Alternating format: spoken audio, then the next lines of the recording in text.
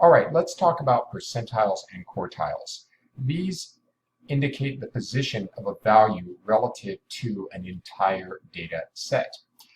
For example, we could talk about the IQ score of someone in the 90th percentile. That would mean that 10% of the population has a higher IQ, whereas 90% has a lower IQ. Many of you may encounter this with standardized testing. If you take, for example, the SAT, or you go on to law school and have to take the LSAT, you might be given an indication of your percentile. If you are in the 75th percentile, then that would mean that 75% of people that took the test got a lower score, whereas 25% got a higher score. So it's a reference point. The percentile is found by taking the value that is located in p over 100 times n plus 1. For example, if we want to know the 80th percentile, we would take p, which is 80, divided by 100, which would be 0.8, and multiply that by the number of data points plus 1. And we would find with the result the position, ordered position, that data point lies in. Let's practice this. Let's say I'm given this data set here. Okay. Well, it doesn't even matter what the data is. It is a set. And what we want to do is find maybe the 80th percentile. So we're going to put equals, and we want the 80th percentile. We're going to divide that by 100, right? And then we're going to multiply that by n plus 1. Well, there's 9 data points here. So we need 9 plus 1, which is 10. And the result is 8. That means that if I put these in order, let me go up here to sort, from smallest to largest, my 80th percentile will lie in the 8th position. So it will lie right there. Since that value is 150, that means that 80% of my data lies below 150 and 20% lies above. Okay, so very simple methodology. Sometimes we'll use quartiles to describe how data is distributed. Quartiles are just another way of finding percentiles. For example, if we take a data set and we break it into fours, 1, 2, 3, 4, we essentially have 3 percentiles. We would have the 25th percentile, we would have the 50th percentile, and we would have the 75th percentile. Sometimes data will be broken down into quintiles, in which case we take the data set and break it into fifths. So you would have the 20th percentile, and then the 40th percentile, and the 60th percentile, and the 80th percentile.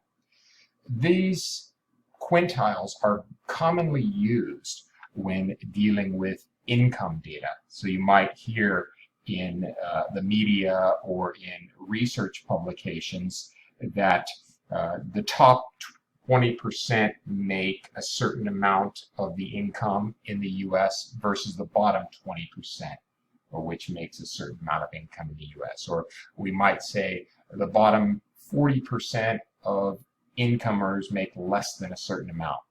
In both instances, we're thinking in terms of quintiles, right? Breaking the data into fifths. Let's wrap up this chapter on central tendency by doing some Excel practice. To do this, we're going to pull up our data from the Canvas practice data sets.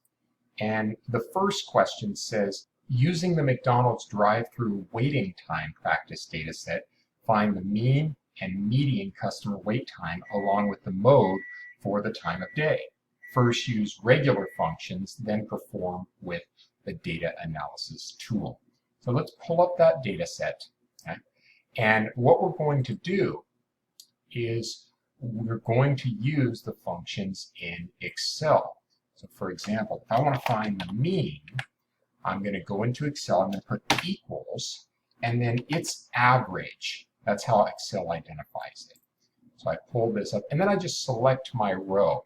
So if I want the mean wait time, I'm just going to select this. And what happens is Excel actually recognizes the first row as a title. So you can do this. And if I put average, I get 153.663. If I want the median, then I would do the same thing. I'm going to put equals, I'm going to type in median. And then I'm going to select customer wait time. And it's 150. Now, another way to do this is to use the data analysis toolkit. If you go up here to data and over here to data analysis, find the descriptive, let me see if I can find, yeah, descriptive statistics link. And then what we're going to do is just select customer wait time and tell it that the labels are in the first row. Otherwise, it'll be looking for data here and you'll get an error. And then for output, we tell it where we want the data to go. Let's just put it there, and then summary statistics. Okay. Now, once you've done this, you can click OK. And if you do it correctly, okay, you should get, you'll notice, the mean is the same, 153, and the median is 150. But it also gives you other data, like the mode, 92. Okay. Now, we want to find the mode for the time of day. Okay. So let's go here and actually use the mode function equals mode. And we want a simple one there. Click on time of day and OK. And the mode is 1 for the time of day, which means breakfast is the most frequently occurring. Okay. Now, just to remember, when we did this data analysis tool, we were finding the mode for customer wait time. So that's 92. We can verify that by saying equals mode and clicking again on customer wait time, and you should get 92 right there. Okay, so that's the first question.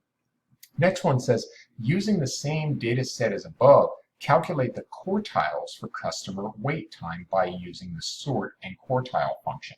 So what we're going to do here is we're going to go and create cells for our quartiles. Let's put quartile 1, quartile 2, and quartile 3. Okay. And then use the Excel functions. We put equals, and then there is actually this quartile function here. And we just scroll over our data. We put customer wait time. Now, for this one, we actually want to pull up the argument box. You do that by clicking on this function link here. And we want to specify the quartile. So we want quartile 1 first. And click OK. And then for the second one, we can actually pull this down and then just change the quartile to 2. And then same thing, change the quartile here to 3.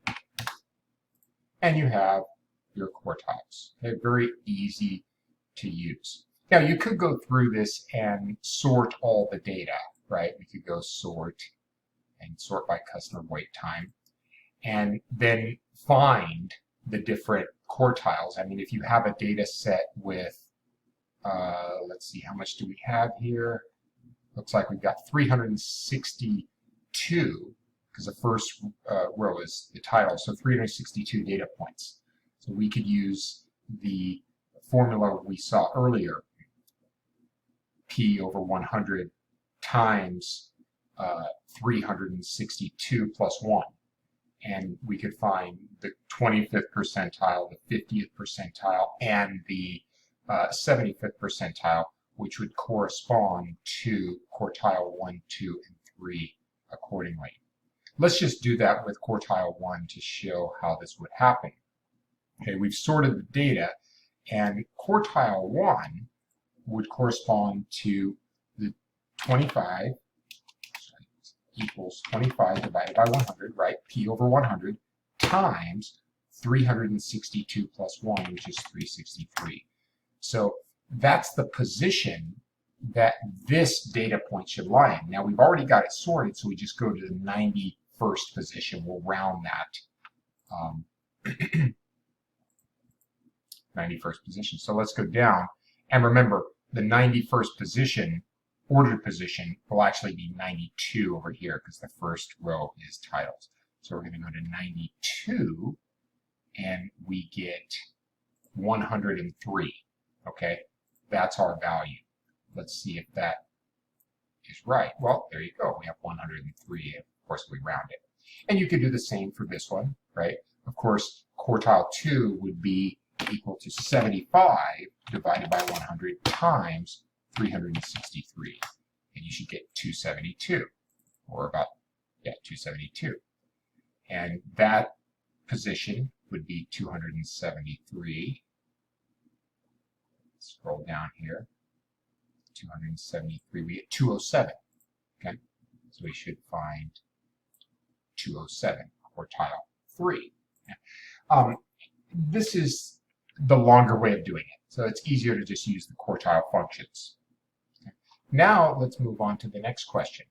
It says, using the home prices practice data set, break the cities into quintiles based on their 1997 median price. Use sort and percentile functions.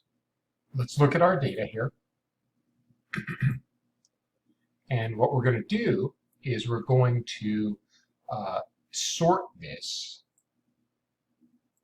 Go up here to data. We're going to sort based on the 1997 median price. Okay, smallest to largest. And again, you want to scroll over all your data so that it stays correctly configured. Then we need to find our quintiles. We're going to put quintile 1, quintile 2, quintile 3, and quintile 4. Now, these quintiles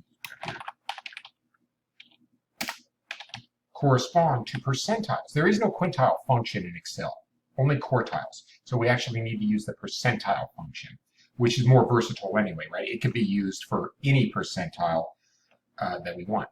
So the percentile will be, for the first, would be the 20th percentile, 0.2, then the 40th percentile, 0.4, then the 60th percentile, and then the 80th percentile. Okay, so that's how we can identify the breakdown. And now we're just going to use the percentile function. So we're going to put equals, and we can find percentile right here. And scroll over the median price, okay, and click OK. Okay. Now, we don't have all the arguments satisfied, so just like we did with quartiles, we need to go up here and open the argument box and then put what percentile we want. Okay. So we're going to put 0.2, and there we go. Now these are dollars, so I always like to, as often as possible, use the correct signage. And then we can drag this down and just change the different quintiles. So 0.2, the next one is 0.4. And then we go to 0.6. And then we go to 0.8. And there you go. And you have these values. Okay, that's the easy way to do it. The other way would be to actually use the position formula. Okay, I'm just going to illustrate where we would find the position, and you can do it if you'd like. But we're using Excel, so we don't have to do the long route except to show the benefit of Excel functions. So if I wanted to do the 20th percentile, for example, I would use my percentile position formula. I would take 20, so I'll put equals 20 over 100, right? P over 100, multiplied by, and I got to find out how many data points I have here. And it looks like I have 100 because, again, it says 101, but the first row is titles. So I have 100, so I'm going to have 101. And plus 1, 100 plus 1 is 101. And my actual value will be in the 20th position. Fortunately, because we have the percentile function in Excel, that's going to be a more accurate representation of the value than finding the position. Okay, but it reminds us that the Excel functions are much more convenient to utilize for analyzing data. All right, that's it for this video. I will wrap up the measures of central tendency in the part 3. Let me know if you have questions. Thanks, guys.